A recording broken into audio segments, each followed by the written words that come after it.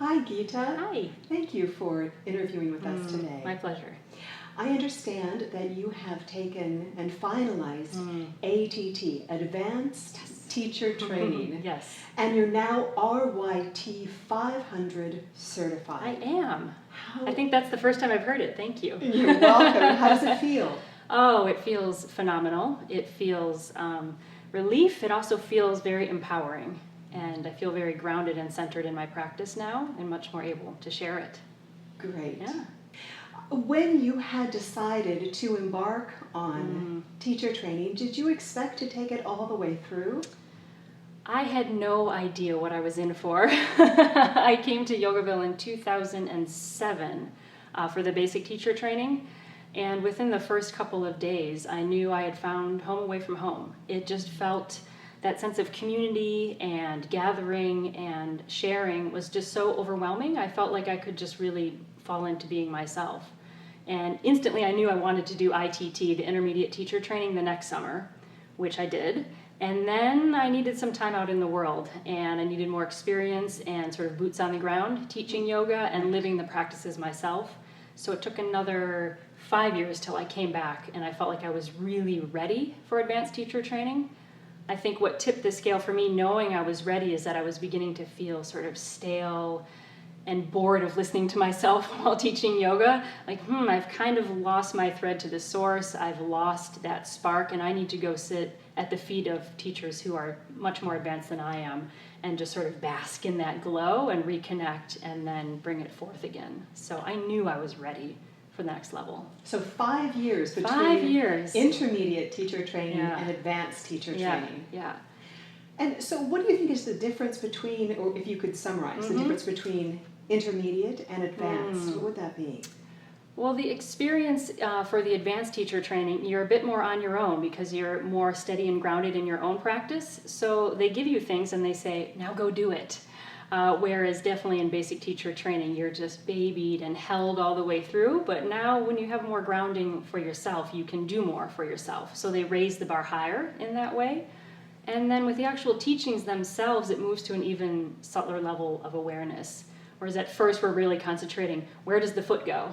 Where does the hand go? It's sort of basic in that way. Now we're moving to just this really subtle awareness of how to move the energy through the body, how to connect with a quieter place, and moving from there. So we're really going back to the source of the yogic teachings, which is stilling the mind, and moving from that place rather than gross physical hand here, hand there, head there. So it gets more and more subtle and deeper and more powerful. It sounds lovely. It is. Very subtle. Very subtle. Yeah. And so when you decided initially to take integral yoga and then to continue on with integral yoga, what were your thought processes in terms of deciding on this particular style of yoga versus another?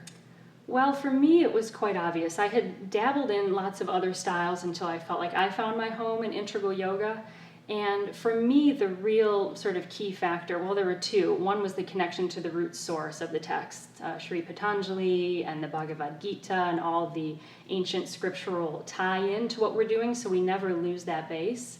And of course, having Swami Satchidananda guiding the force, he's really a spiritual leader embracing all faiths. And it was just so clear to me that the teaching wasn't just about the physical body, but it was really about a systematic way of living your life and feeling more liberated.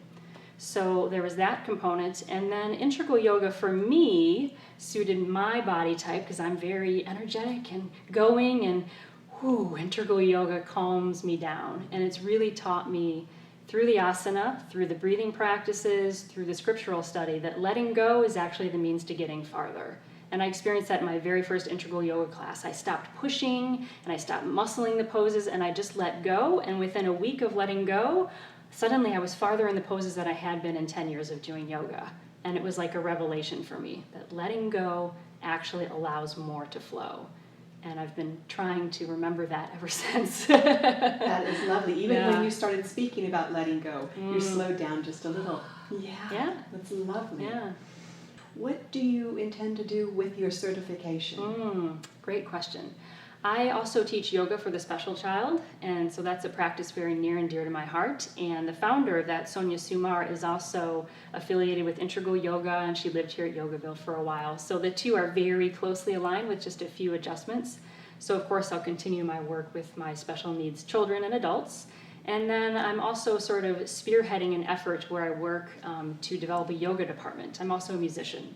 So I'm developing some courses in teaching musicians yoga and really developing a center within the conservatory where I teach for yoga for musicians, yoga for the special child, and I'm not really sure where it's going to go from there. I just sort of have these ideas, and we're going to let the community determine how this grows, but I really see it as being sort of a beacon where I live on the South Shore of Boston for people to come and experience some of that peace and joy. What wonderful work is ahead of you. Yeah, it is. You had mentioned earlier ecumenical or Yes. all faiths. Yes. What about that in particular is important to you? I think for me, it's just, again, comes back to community. Feeling like when you come to a place like Yogaville or even to an integral yoga class, it's accepting of all people, body types, faiths, ages. There is really no sense of discrimination or judgment here at all.